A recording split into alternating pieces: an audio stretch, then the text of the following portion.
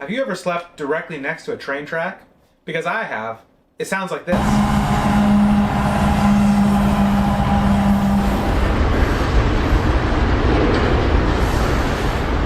This morning I woke up and boy was it damp. But more so than being damp, I woke up and opened my eyes and all around me, mosquitoes.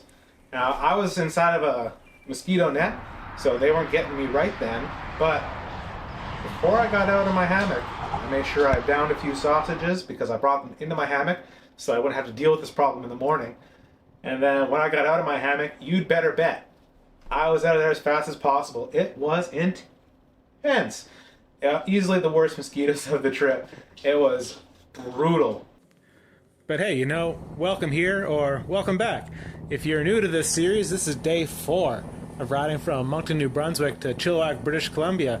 My first trip back to my hometown in 4.5 years after having left it to move away, you know, went way off into the distance.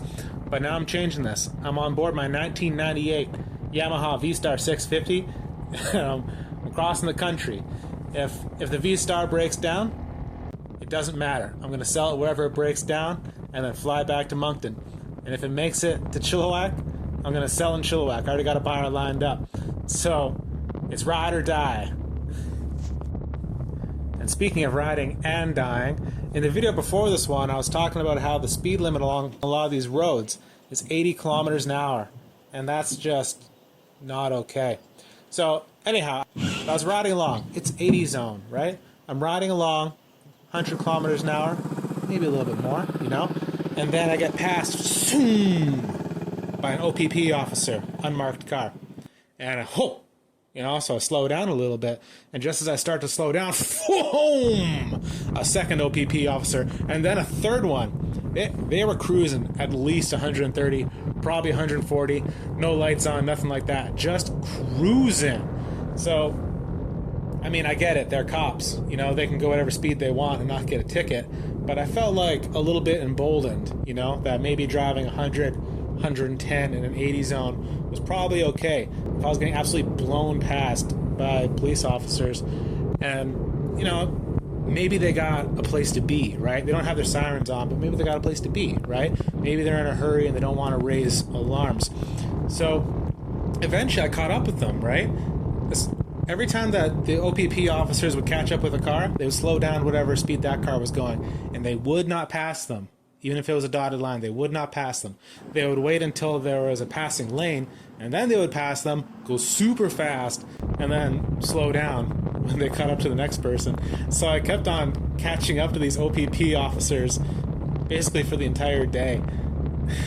So I guess after that, I just wasn't worried about actually going 80 anymore. If you're watching this inside of Canada, you're probably familiar with Terry Fox, but if you're not familiar with Terry Fox, he was a young man, jogged 5,373 kilometers over the course of 143 days, while only having one leg, in the Marathon of Hope, raising money for cancer research, and unfortunately he had to stop in Thunder Bay. So this monument here memorializes the spot where Terry Fox had to end his Marathon of Hope. And having been to the Royal BC Museum's exhibit on Terry Fox, just absolutely incredible. Truly one of Canada's national heroes. And it's just so cool to get to see the monument for him. Unfortunately, it was a really smoky day, so the view was obscured past the monument. But this was just such a highlight for really the entire trip. There's a bit of a joke about Canadian seasons, which is that there's 2 of them.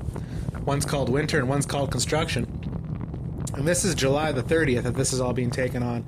And essentially the entire area from Thunder Bay to Sault Ste. Marie was just construction. So much construction, so much waiting around.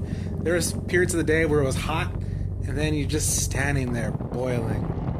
But that's okay, it's totally worth it. Sault Ste. Marie, though, was really rough. I've been through Sault Ste. Marie before. It's nice, great town. I mean, at least what I've seen of it. But it was an absolute deadlock the day that I went through it. And of all the things to be excited about, I was pretty stoked about this sign because my name's Aaron, so I had to stop. But although it would have been cool to stop in a provincial park bearing my own name, I did have to keep on going. There was still daylight, and I did still have a little ways to go. So I finished off a bunch of my riding for today and made it almost to Kenora, about 45 minutes away from Kenora, as close as I could have got anyway.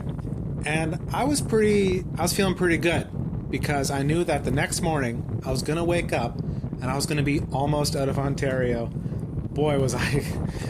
No, nothing against Ontario. It's beautiful. There's lots of great things to like about Ontario, but I was pretty done with being in Ontario and very excited to get to Manitoba, because I love the prairies.